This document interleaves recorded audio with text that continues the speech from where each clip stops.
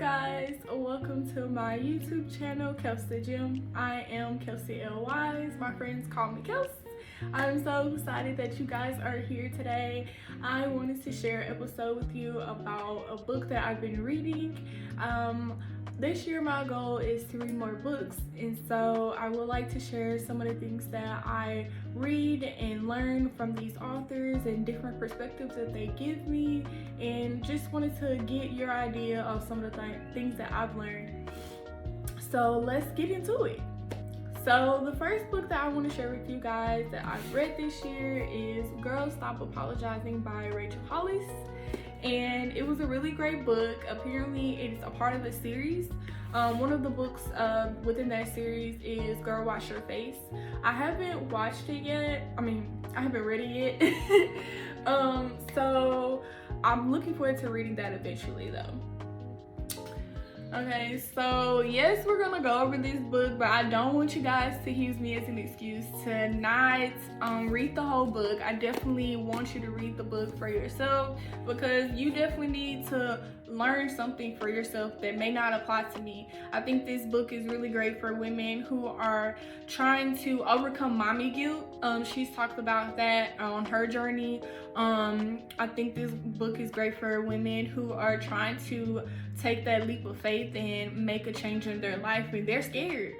I think this book is for women who really didn't have that emotional support, or they don't have that tribe, and they need someone to take them by the shoulders and say, girl, you got this, you can do this, and just canceling out the negative thoughts that you tell yourselves or that society has lied to us about, and you just need that reassurance. So definitely check out this book. So when I first saw the book, the title Girl Stop Apologizing just screamed at me. I knew the book was for me.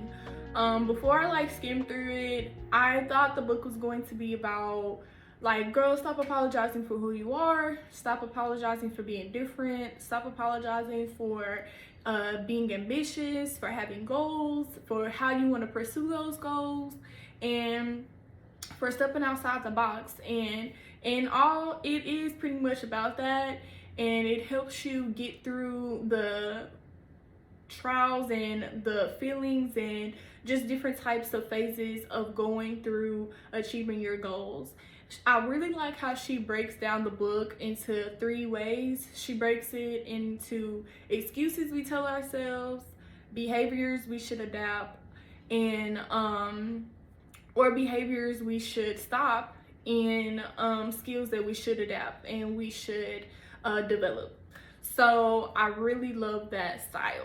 One of the excuses that she talked about in the book was, many women have been taught to define themselves in light of other people, whether as a wife, a mother, daughter, or employee, instead of learning how to own who they are and what they want.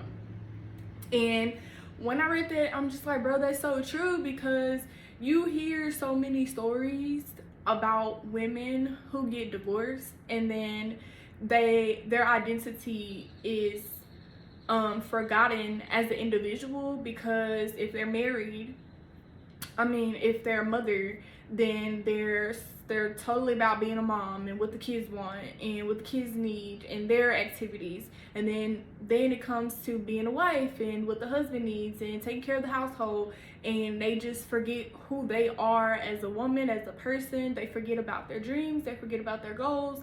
And I know that in society that has taught me, I don't want to be that type of woman. So it's really important for me, and as a woman in my 20s and my late 20s, to make sure I figure out who I am as a woman. So when I do become a mom, when I do become a wife, when I do, have more friends, and when I do have a successful career, that I am separate from all those different areas of my life. I am Kelsey, and I never want to lose that.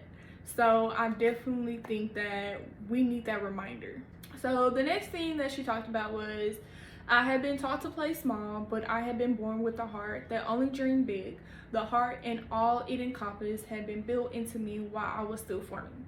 My dreams weren't just a part of me, they were the core of who I was. They were a gift from God, And if my creator endowed me with something, how could it be wrong?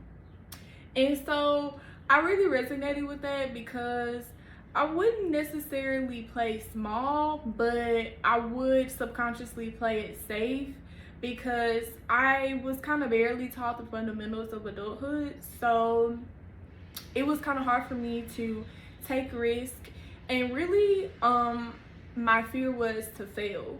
And because, you know, for so many years, generations before generations for me, we talked about failure is not an option.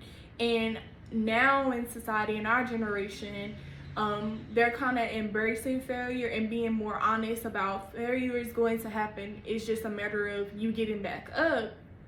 And so now I'm being more confident and more excited to try more things outside of what I'm naturally good at. And I think that is really important for us to kind of just stop trying to put on this facade of success and everything. And it's a failure is a part of the journey, and that's okay. You just gotta keep striving. On my Instagram at Kelsey Gym, I had talked about my top 5 lessons from this book, and I wanted to bring it here because I wanted to elaborate on some of those lessons and other lessons that I had learned in this book, and some of the things that I want to apply to my life in more detail. So lesson number 2 that I had mentioned was you must have a willingness to trade your time in pursuit of what you want. And this year I had dedicated 2 things to sacrifice my time, and that was pretty much going, it's so simple, like it's not even a big deal, but it's really big deal for me because I really love doing it. But it was the first one, going grocery shopping, and the second one was doing laundry.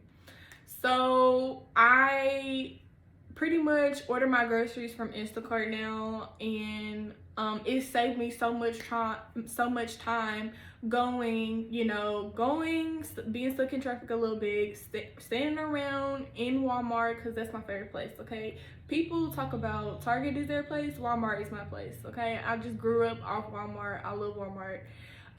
But going to Walmart, it would be an adventure. I made it an adventure. Ask anybody that talked to me, like they'll know that my favorite thing to do would be like go to Walmart, even if I wasn't even buying nothing. And so it would save me time going there, save me from going down aisles I ain't had no business going. I wouldn't get nothing, but I just would go, and that's time that you could be spending towards your goal. And laundry on the other hand, I have a bittersweet relationship with laundry. Like, I don't mind doing it because it's something to do and I like having my clothes clean and all that, but it just, I really hate how long it takes to do laundry. And I feel it in my soul, like I could be doing something else of more value right now. And so I got on the app and searched laundry services that will come and pick up my laundry and bring it and do it and drop it back off at my place. And I believe the place that I'm doing now is called Laundry Care. I'll mention it below in the description. But yeah, and it was easy. Like, I really enjoyed it. It was just so much easier. I was so happy and satisfied when they came and picked it up and they dropped it off, and all I had to do was just put it up. And so that has really saved me so much time to do more stuff that I want to do, like read more books and do more workouts, like working out more, because it's only so much time in a day. And now I have more free time.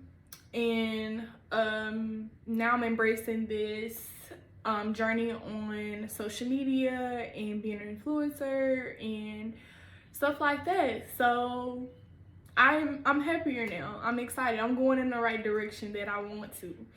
So I really appreciate that tip. And for you, like I said, some people are already, not going out to the club and going out on happy hour all the time and going to just different extracurricular activities that they could be sacrificing when to strive for their goals.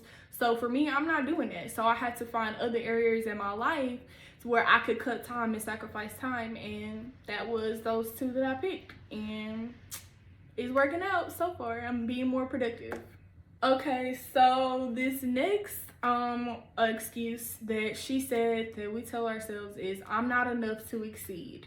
And it goes, you think you're not smart enough in school, but somehow you're going to build a successful business.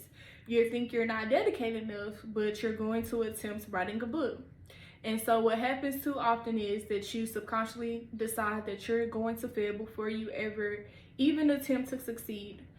The irony, of course, is that the thing you're attempting to take on may be the exact thing that proves your misconception about yourself wrong. And it's just like, it's like a switch that you turn on, like a light bulb, like ding. You know, we question so many things of what we can't do, and then if only you just do it. The hardest thing in trying to do something new or do something different is getting started. And once you get started, you will start picking up momentum to keep it going, and then you will strive for consistency. And some people fall off because they, you know, missed the day, or they fell short, or they psych themselves out. And we're human. You're not gonna be perfect. You might miss a day, you might mess up, you might sell yourself short, but you just pick yourself back up and you just keep going. Right now, for me, it's just about executing. It might be ugly, it might be not the best of other people, but I just want to do it to get it done, and then you continue to perfect or improve your craft as you go along. But you gotta get started and you gotta execute. On my Instagram, I talked about bonus lesson 5, where Rachel said work-life balance is a myth, and she described it as, it implies that those two things live in harmony, perfectly divided upon the scale of your life. And it made me think about the scripture, 1 Corinthians chapter 14, verse 40. Let all things be done decently and in order. And for me, I live by this because my responsibilities, my priorities have to be structured. But it got so overwhelming to the point where I stretched myself so thin that I was worried about getting so much done in a day, a week, a month, a year, that I fell short on some things. And I don't want to feel guilty for not doing my job diligently, because I like to have my undivided attention when I'm doing something and making sure it's done right. And it leads her to also talking about, I don't think the goal is to ever be balanced. I think the goal is to be centered. And she said, centered means that you feel grounded and at peace with yourself. Centered means that you can't be knocked off balance regardless of how chaotic things become. And Lord knows I need that, because there's also a quote that says, peace is not, what's the quote? Peace is not about everything going right, but being in the midst of chaos, you still at peace. And that right there, that is what I'm striving for, a skill that I'm trying to master. Okay, so I think that as an adult, we are continue to progress and continue to figure out that skill and cancel out that notion that work-life balance. And I really appreciate that really changed my mentality. The goal is to be centered. That's it. And understand that some things are going to take priorities over others, and you're gonna have to switch some things around. If you're in a relationship, the first partner, they're going to have to prioritize their career, and you may have to be on the back burner.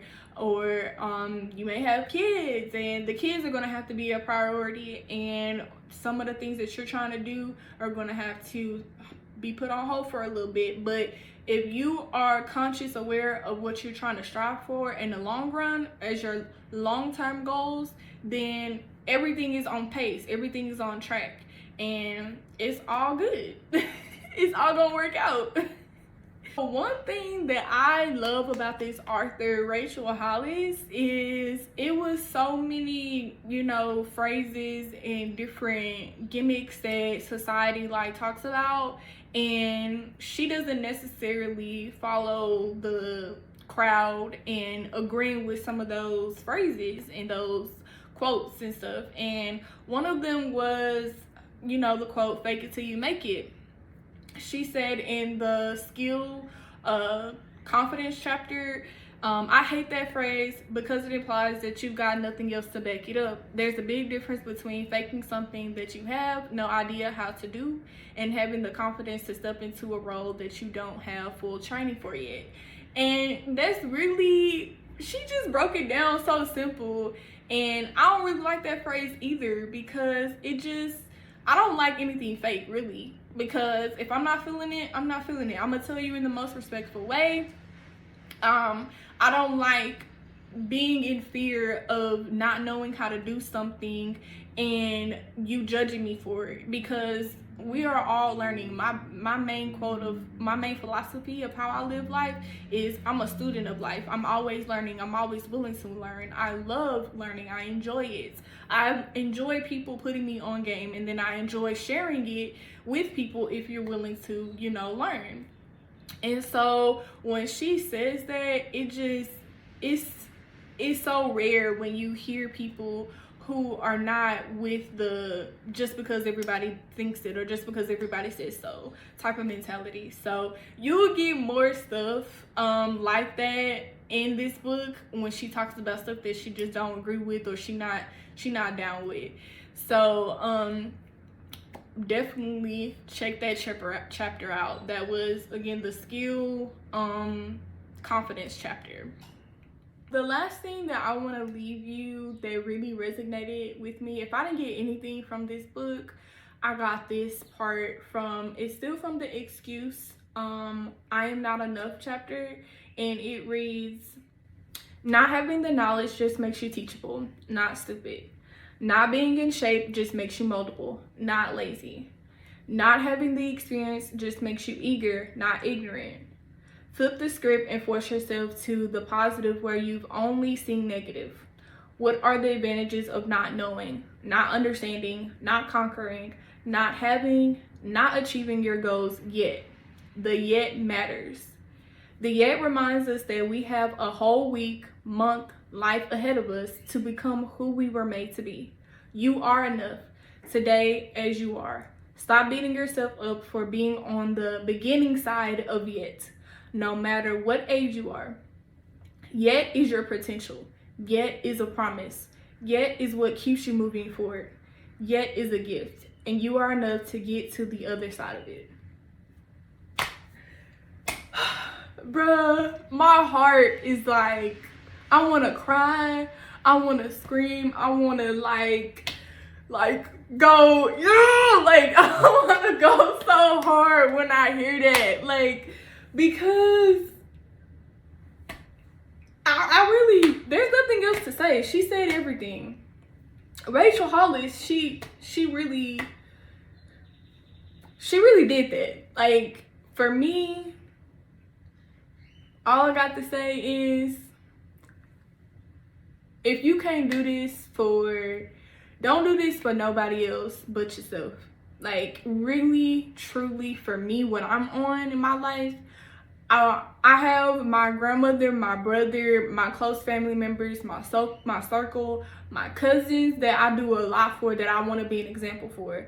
But the most important thing for me is to do this for myself, to really look at myself in the mirror and be like, "Kelsey, you did that. Kelsey, I'm so proud of you." And of course, God, like, making sure I'm making God proud, making sure I'm doing what God intended for the purpose he had for me. And that's really it. And I want to wish that for you. Just do it for yourself to see who you are and who you were meant to be. All right. and I wish you the best. You know, much love to you. I'm proud of you in advance, and just keep going. Don't give up. You got this. You got this. Until next time, I can't wait to share the next book that I read with you, and different things that we can learn together on this journey called life.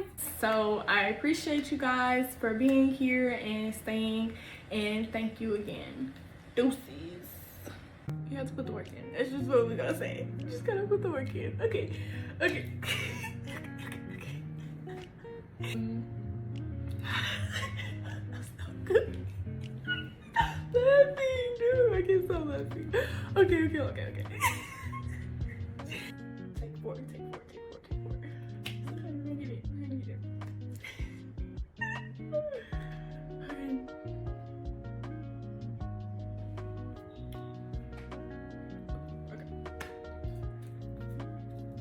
Just keep trying. Just keep swimming.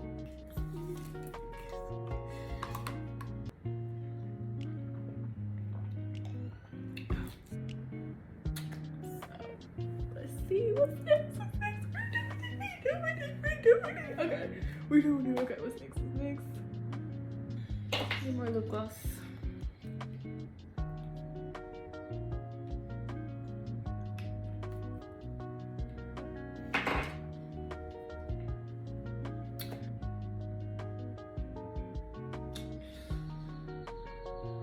Lord, I really just pray, Lord, help me.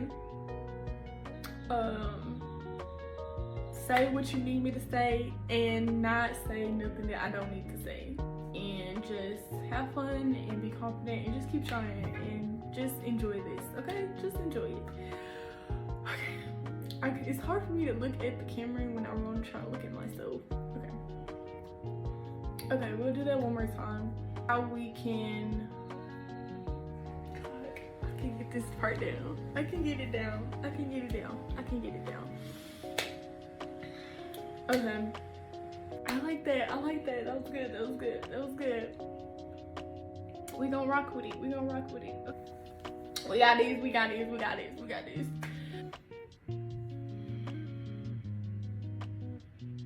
I don't like this. We'll just do it. Okay, we'll try one more time. Alright, lip gloss chick.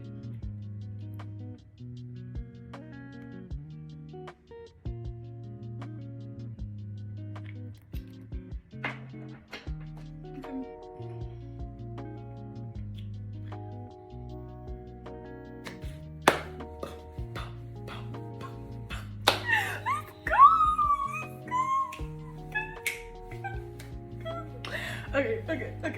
I think we're done, honestly.